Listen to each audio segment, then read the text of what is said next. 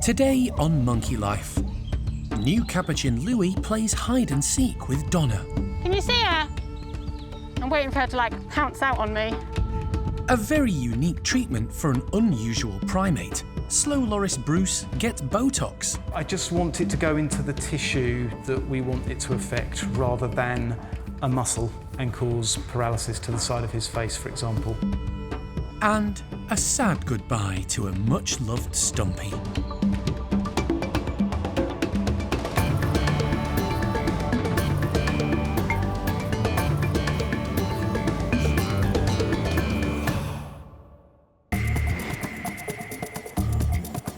Monkey World in Dorset, buried deep in the English countryside, is the largest sanctuary of its kind on the planet. The team, led by Dr. Alison Cronin, rescue and rehabilitate abused and unwanted primates from all over the world. I can't keep her in, get in. Okay. The park provides a home for more than 260 primates from 24 different species.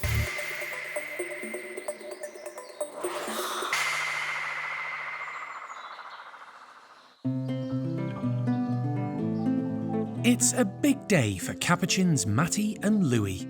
For the first time since they arrived 5 weeks ago, they're going to be let into the forest enclosure. The beautiful tree-filled area forms part of their new home. It's probably the biggest space either has ever experienced, so the primate care team are busy checking all is secure and putting out food to encourage them. The forest enclosure at the lodge is absolutely amazing. It's so different to anything they would have had before. Everything moves in there, all of the branches, all of the ropes and hosing that we've put up. Obviously they've got massive trees. It's also an open-topped enclosure, so they're not used to that before. They haven't got a roof. There's loads of things for them to investigate. It's really, really wild. We've also got the pulley feeders up in there as well, so that should encourage them up off of the ground and up into the trees. Matty and Louie won't be alone. 3 of the group's dominant females, Phoenix, Zoe and Scarlet, will be there to show them the ropes. They've all met before in the smaller, more controlled environments of the house and caged enclosure, with Matty and Louie taking everything in their stride. Since moving to the lodge, they seem super chilled, much happier than when they first arrived, which is really great. Both of them are also put on weight, which is really good. Both of them were underweight on their vet day when they had their health check. So hopefully we'll keep continuing as we are and things should progress really well. Come on guys, let's go! Matty,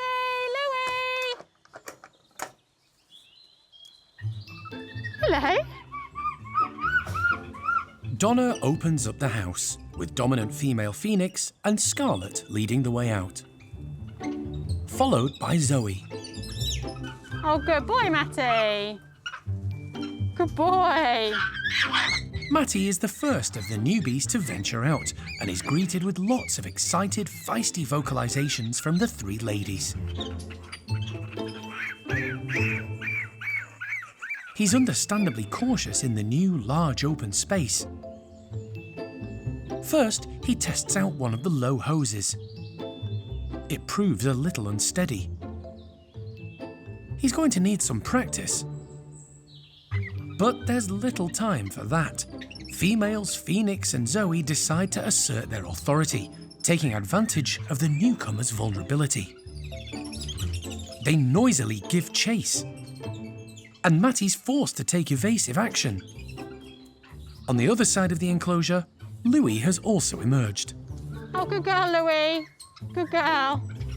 Within minutes, she sets off to explore. She's confident on the hoses and soon scaling the heights without any trouble. She seems very at home. Our 2 dominant females, Zoe and Phoenix, just had a little bit of go at Matty. So he's just gone off into the bushes at the moment, but everything's calmed down. Louie's come out. She seems totally relaxed, as Louie always does. So we'll be keeping an eye on it for a little bit, make sure they settle and make sure everybody's happy using the space in the enclosure. Calm rules for a while. Well, you can't be that upset if you're eating. Gathering it all up. The dominant females forage and feed while Matty and Louie explore.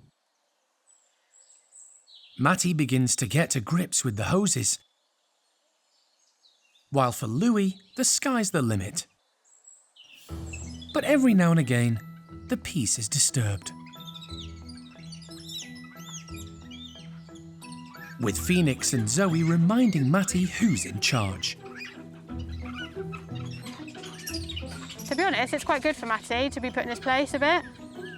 Meanwhile, Scarlett and Louie are just off enjoying themselves. Matty soon works out how to avoid a scolding from the girls. With his confidence growing, he climbs up into the tree canopy, allowing himself plenty of space away from Phoenix and Zoe.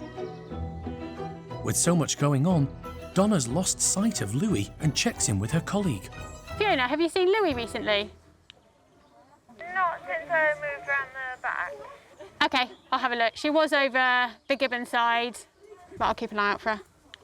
The enclosure is 3/4 of an acre, with lots of natural foliage.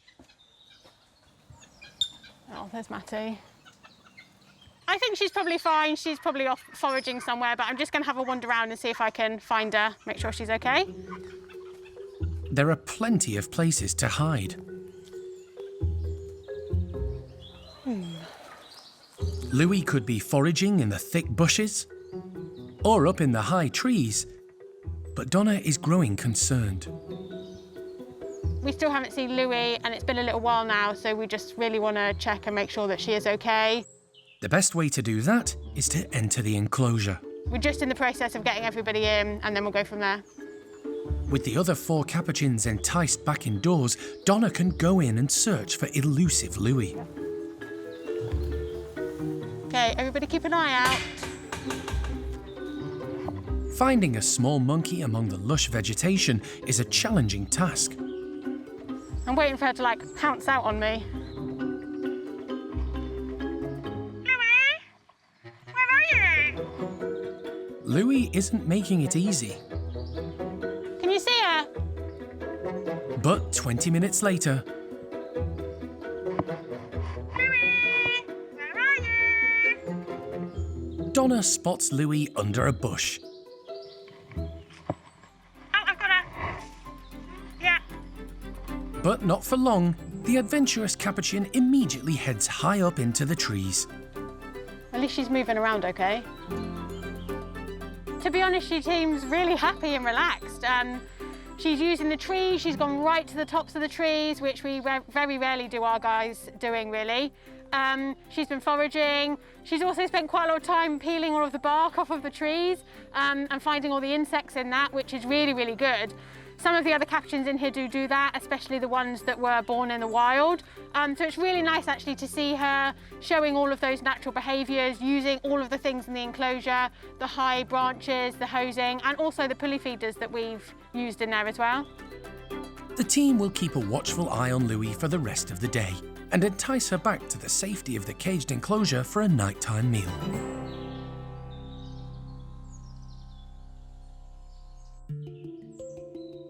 Across the park at the hospital, wildlife vet Nick Masters and the vet team are hard at work. They have a long list ahead of them, starting with Bruce the loris. He has a large mass on his face, which first appeared 3 years ago. Since then, he's had numerous tests and biopsies, but the lump keeps getting bigger. You'd think if you didn't know better that was an abscess, wouldn't you? The location of the mass means surgery isn't really an option, but Nick thinks he may have a very different solution: Botox. It's not experimental, you'll be pleased to hear. I wouldn't be doing it if it was, but we've got a small primate, a loris, with an enlarged salivary gland. And we know from histology, we've looked at the tissues people have previously, that this doesn't appear to be anything nasty. It just seems to be overactive and enlarged. So we're gonna find the sort of centre of this enlarged salivary gland in Bruce, and I'm gonna very carefully inject a small dose of Botox into it, and we're gonna see over the subsequent days what happens. Nick has previously used the treatment successfully on a spider monkey with a blocked salivary gland. The idea is to paralyse part of the gland to stop it constantly filling with fluid. But the procedure isn't without risk. I just want it to go into the tissue that we want it to affect, rather than a muscle and cause paralysis to the side of his face, for example. Nick uses a portable ultrasound to find the safest location to insert the needle.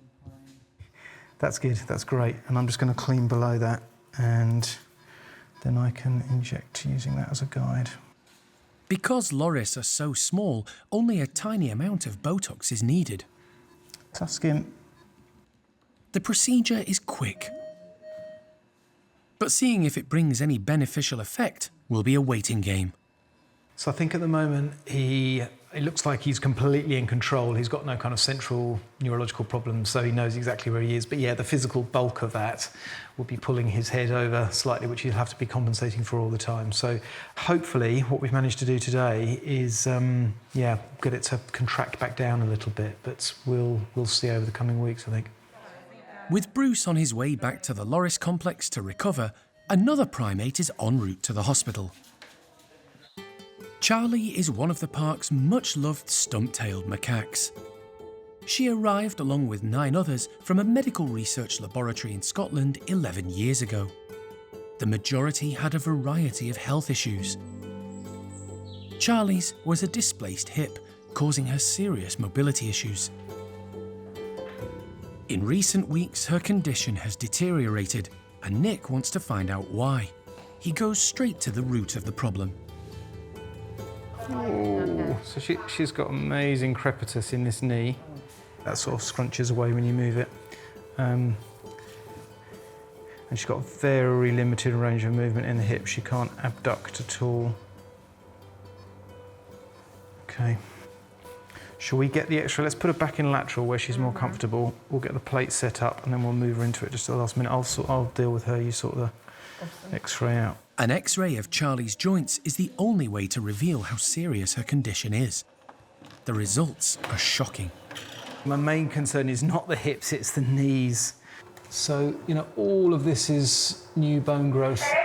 It's messing up the space. You can see it's horrible, absolutely horrible. I mean, we can't see what's going on with the cartilage, but I think probably those surfaces are completely shot as well. So I think we've got to the point where we're, it's palliative care, really.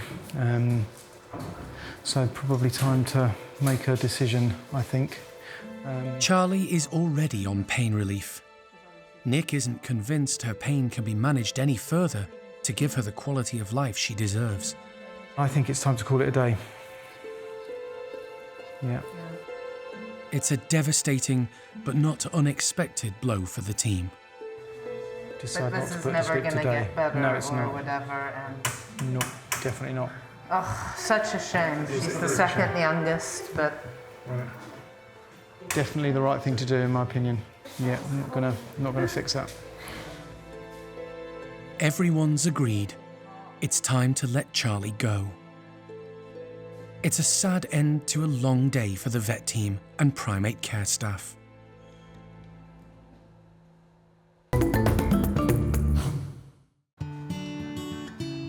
As autumn approaches, the park's maintenance crew have been busy tidying up the vegetation across the 65-acre site.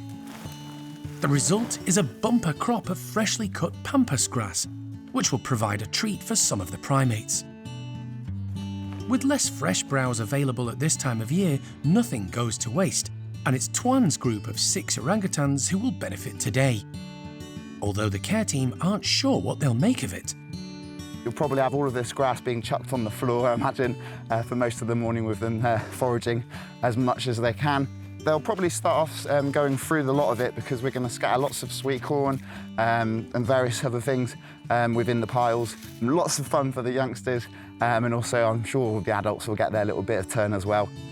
The team distribute lots of chopped up carrot as well as sweet corn. Along with the vegetables, the grass is a good source of roughage, if the orangutans choose to eat it. But with these clever primates, no one can be sure what they'll decide to do with something new in their enclosure. Come in, Louie! 9-year-old Awan is first out to investigate, with the older females not far behind. In recent months, the frictions of the past between Roro and Lucky have calmed down, allowing the group a more harmonious existence, although the pair still keep their distance. The youngest member is 5-year-old Hujan, who's soon rummaging around to find breakfast. The group show no interest in eating the fresh-cut grass, but it serves a purpose, encouraging them off the ground to forage for their food. Everyone but Tuan, that is. The alpha male takes the easy option, breakfast at ground level, picking up scraps that have fallen to the floor or been dropped by his housemates. Autumn and winter are not his favourite times of year. The cold and damp weather can cause issues with his breathing. Something the primate care team keep a watchful eye on.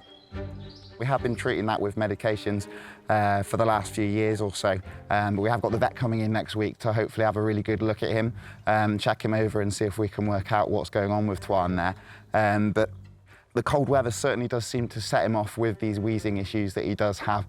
So we do have to keep a very close eye on Tuan during the winter months. He's not as young as he used to be anymore. James is keen to have a look at Tuan close up and opens the slide to let him back indoors. The large male is thought to be in his mid to late 30s, and he's been suffering with congestion on and off for the last 5 years. Tuan! Meow!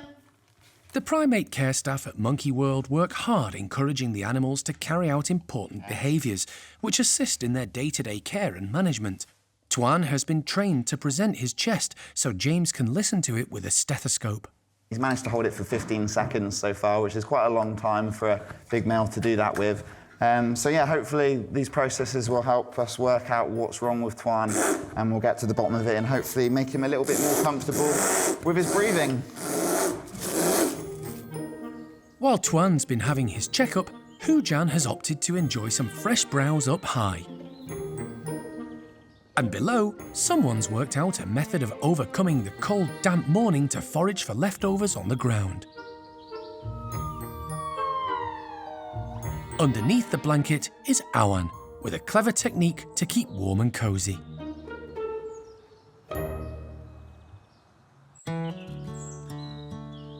It's quiet and peaceful at Hananya's outdoor enclosure, and the group of 18 chimps are in a relaxed mood. Some, like Jess, are foraging for any little tidbit they can find, while others are taking it easy, enjoying personal grooming sessions. Cherry is making the most of Arthur's meticulous attention. But the group's laid-back, carefree afternoon is about to change. The primate care team have arranged a treat for them before bedtime. A large amount of cut browse is being distributed around their house. The group love to eat the fresh leaves and use the branches to build nests, just like they would in the wild. Could he reach? But the browse isn't the only pre-bedtime surprise planned for Hananya and his troop. Primate care member Jess is at work on the group's replica termite mound. She's attaching tubes of warm porridge to the holes at the back. She's hoping they'll use the browse branches as tools to extract the sticky food, something wild chimps are often seen doing. Chimps, they're so intelligent. Most enrichment that we try and think of, they could do, instantly. So things like this with termite mounds, and when we try and freeze things for them, it's just harder and it makes it longer, which is so much better for them. Because once they've done something once, they often remember and they're like, oh, I can do that in seconds. Whereas with this, because it's such a natural behaviour, they could do it all day. And sometimes we'll come in the morning and they're still doing it, which is really nice to see. It's really rewarding for us to see them behaving naturally, and it's fun for us as well, coming up with different kind of food combinations for them, getting the browse ready, putting it all in, because we know that they enjoy it so much and it's so worthwhile doing for them.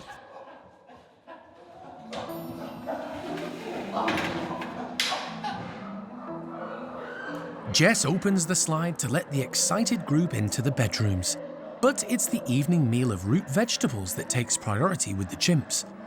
They ignore the browse for now, hoovering up the scattered veg.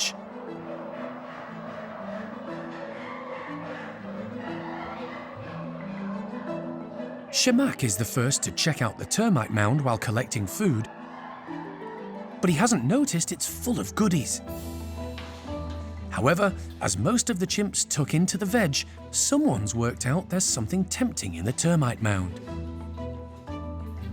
Honey, who's at the bottom of the group hierarchy, is making the most of the opportunity to have first go at the mound, using a stick to reach the porridge. Realising she's onto something, other chimps are soon swarming over the mound.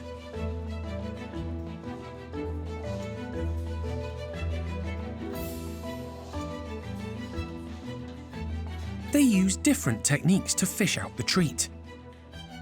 Hananya's is the messiest. His browse goes in leaf end first to mop up the porridge. Dominant female Johnny and some of the others trim their sticks first. But whichever technique they prefer, they all seem to work.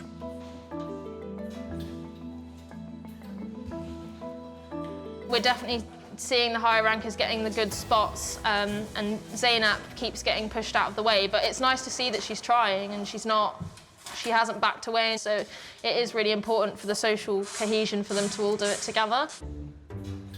To make sure all the chimps take part in the enrichment and enjoy their fair share of porridge, the team also filled dip trays and put them in the corridor.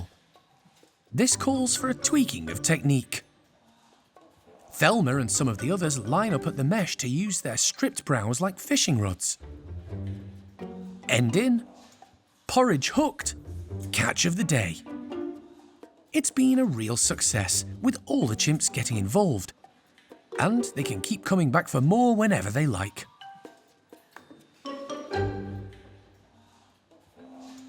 But now, with stomachs full, it's time to hit the hay. And chimps are excellent at making their own beds. Hananya's group in particular are expert nest makers. All of them make fantastic nests. And in the wild, yeah, chimps do make nests. You know, they get branches, leaves, and they arrange them all. I mean, these guys remake their nests every day, and it's a really good natural behaviour, again, for them to make their nests. Once they're comfy and cosy, it's time to settle down for the night.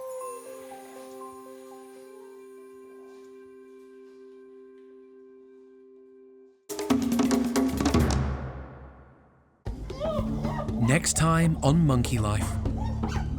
Alison receives footage of an abandoned pet tamarin monkey rescued by the RSPCA and in need of a home. That's just very sad and tragic. And golden-cheeked gibbons Kim and Tien cuddle up in a new hideaway.